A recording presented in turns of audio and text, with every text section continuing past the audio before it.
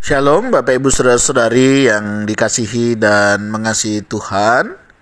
Kita bersyukur hari ini Tuhan boleh memberkati kita. Mari sebelum kita membaca merenungkan firman Tuhan, kita berdoa.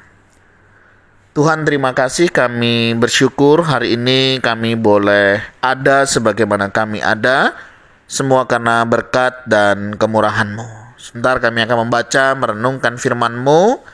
Berfirmanlah dan biarlah kami mengerti apa yang menjadi kehendak-Mu di dalam hidup kami. Kami berdoa di dalam nama Tuhan Yesus Kristus. Haleluya. Amin. Ayat bacaan kita hari ini terambil dari 1 Petrus pasalnya yang ketiga, ayat yang ke-8 hingga ayatnya yang ke-12. Saya akan membacakannya, kasih dan damai.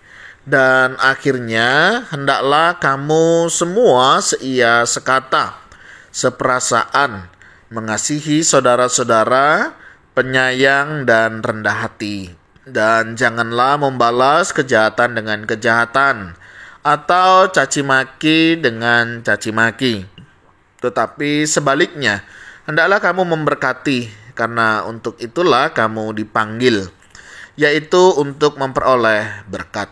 Sebab siapa yang mau mencintai hidup dan mau melihat hari-hari baik, ia harus menjaga lidahnya terhadap yang jahat dan bibirnya terhadap ucapan-ucapan yang menipu. Ia harus menjauhi yang jahat dan melakukan yang baik. Ia harus mencari perdamaian dan berusaha mendapatkannya. Sebab mata Tuhan tertuju kepada orang-orang benar, dan telinganya kepada permohonan mereka yang minta tolong. Tetapi wajah Tuhan menentang orang-orang yang berbuat jahat. Amin. Demikianlah firman Tuhan. Mari kita merenungkannya. Bapak Ibu Saudara yang dikasihi dan mengasihi Tuhan, perikop di dalam bagian ini itu berbicara tentang kasih dan damai. Bagaimana sih semestinya orang yang hidup di dalam kasih, dan bagaimana sih semestinya orang itu hidup di dalam damai, ya. Dan juga di sini tadi kita boleh melihat bagaimana jika kita ingin melihat hari-hari baik ya di dalam kehidupan ini, ya, dan apa yang semestinya kita akan lakukan. Nah, di awal dikatakan ya, akhirnya, artinya dari semua perjalanan, semua nasihat yang ada sebelumnya ya ke dalam kehidupan suami istri, hidup bersama orang lain, dalam perantauan dan lain sebagainya, dikatakan hendaklah kamu seia sekata. Nah, kata hendaklah kamu semua seia sekata ini menjadi sebuah harapan begitu ya, bagaimana kehidupan sebagai orang-orang percaya. Hendaklah kamu seia sekata, artinya ada kesepakatan bersama ya, bagaimana semestinya kehidupan sebagai anak-anak Tuhan ya, seia sekata ya, seperasaan ya, kemudian dalam kebersamaan, di mana di sini bukan saling menuntut ya, hanya ingin dimengerti tetapi tidak mau mengerti ya, hanya ingin dipahami begitu ya, mestinya harus saling memahami ya, seia sekata, seperasaan, apa yang semestinya ada, yaitu dikatakan mengasihi saudara-saudara, penyayang dan rendah hati. Dibutuhkan kasih kepada saudara-saudara ya, penyayang dengan apa? Dengan rendah hati, Bapak Ibu Saudara. Nggak mudah memang menyayangi dengan rendah hati. Misalnya ya, sebagai pasangan suami istri, mudah tidak kita mengasihi pasangan kita dengan rendah hati ya. Kadang kita emosi ya, apalagi kalau melihat misalnya ada kebiasaan-kebiasaan yang tidak sesuai yang dilakukan oleh pasangan kita. Sulit kadang rasanya untuk kita mengasihi pasangan kita. Apalagi dia tidak tahu, tidak paham, tidak mau mengerti, menang sendiri. Terkadang hal itu membuat kita menjadi orang-orang yang tidak bisa rendah hati untuk mengasihinya. Ya harusnya kan dia paham, saya kan begini. Harusnya kan dia mengerti kalau saya ini begini. Bapak Ibu Saudara, tidak mudah memang untuk kita mengasihi dengan rendah hati. Tapi hari ini firman Tuhan mengingatkan, mengajarkan kita untuk kita mengasihi seia sekata, seperasaan ya, mengasihi saudara-saudara penyayang dengan rendah hati. Rendah hati artinya ya kita siap mematikan ya apa yang ada di dalam diri kita, keegoisan kita, keangkuhan kita, ya. Kadang kita ingin dimengerti, belajar untuk mengerti tentang pasangan, ya. Nggak mudah kita memahami pasangan kita. Kita tidak tahu bagaimana dia berjuang, mungkin di luar sana dalam dunia pekerjaan. Bagaimana dia harus memikirkan kehidupan 1 bulan ini bagaimana bisa menjalani sampai akhir bulan, bagaimana memikirkan segala sesuatunya dengan baik. Nggak mudah. Coba kita saling memahami, saling mengerti seia sekata seperasaan. Oh iya, saya bersyukur pasangan saya sudah berjuang ya sejauh ini. Memikirkan keluarga, memikirkan rumah tangga, memikirkan anak, memikirkan saya. Coba kalau itu yang kita pikirkan, pasti akan damai.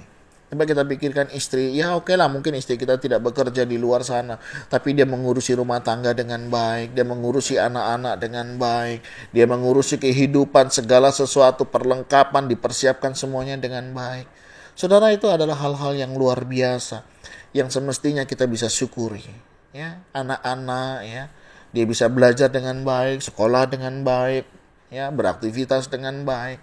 Syukur orang-orang di sekitar kita, ada jemaat ya, bagaimana seorang hamba Tuhan belajar melihat syukur ya, bagaimana jemaat yang sudah terlibat dalam pekerjaan Tuhan, jemaat yang rindu hidup di dalam Tuhan. Begitu juga sebaliknya jemaat melihat bagaimana hamba Tuhan yang melayani.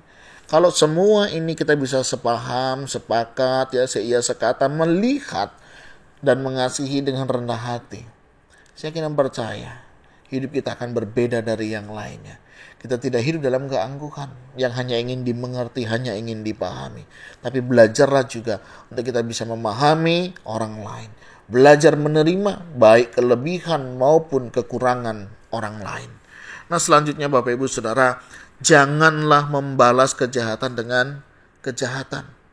Jangan membalas caci maki dengan caci maki. Tetapi sebaliknya hendaklah kamu memberkati. Ini cara kehidupan orang yang hidup dalam kasih dan damai. Ya, kalau orang berbuat jahat sama kita, nggak perlu dibalas. Tuhan ajarkan kita, bila pipi kirimu ditampar, berikan juga pipi kananmu. Yang artinya apa? Jangan dibalas. Nggak perlu dibalas. Begitu ya. Izinkan Tuhan yang berperkara di dalamnya. Ya, mau sampai kapan kita mau balas-balasan? Kita nggak suka dengan dia, dia balas. Nanti dia begini sama kita, kita balas.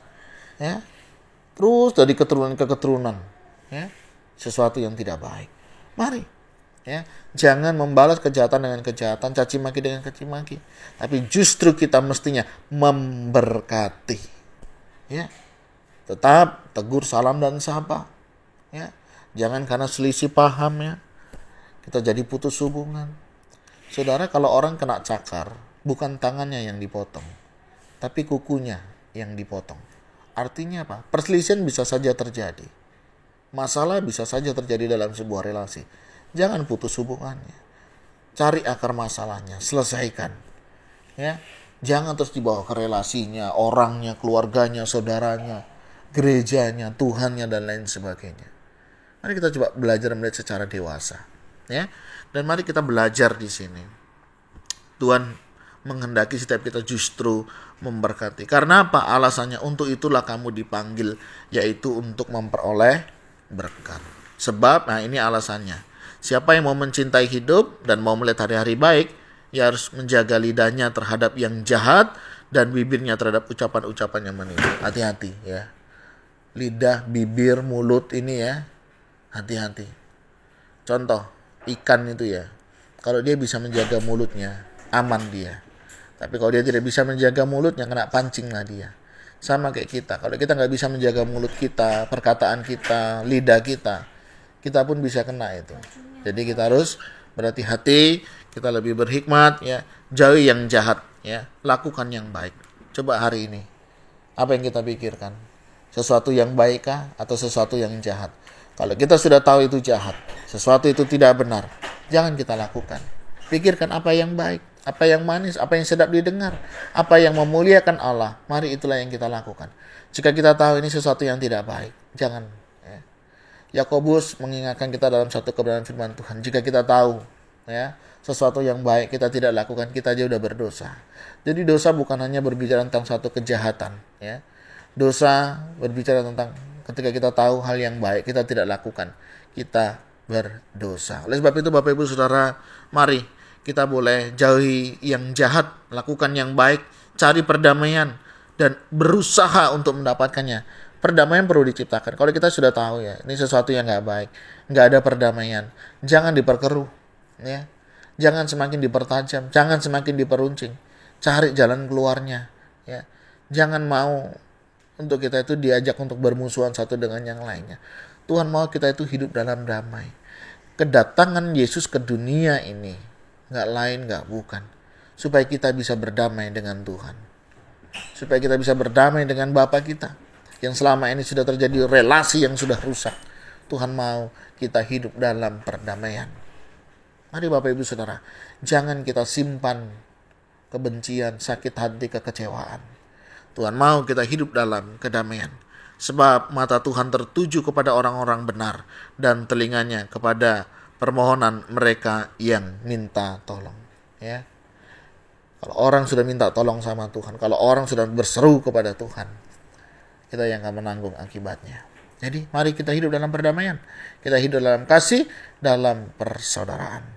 Tuhan, terima kasih. Kami bersyukur hari ini Engkau boleh mengajar-ajari kami bagaimana kami hidup sebagai anak-anak-Mu. Tolong kami Tuhan untuk kami boleh melakukan apa yang menjadi kehendak-Mu. Biarlah kami hidup dalam kasih dan perdamaian, dan kami boleh hidup menyenangkan hati Tuhan. Terpuji-pujilah nama-Mu ya Tuhan, kekal selama-lamanya. Ini doa seru kami mohon berkat-Mu atas kami, dalam nama Tuhan Yesus Kristus. Haleluya. Amin. Bapak Ibu Saudara, demikianlah renungan kita hari ini. Kiranya Tuhan Yesus memberkati kita sekalian. Shalom.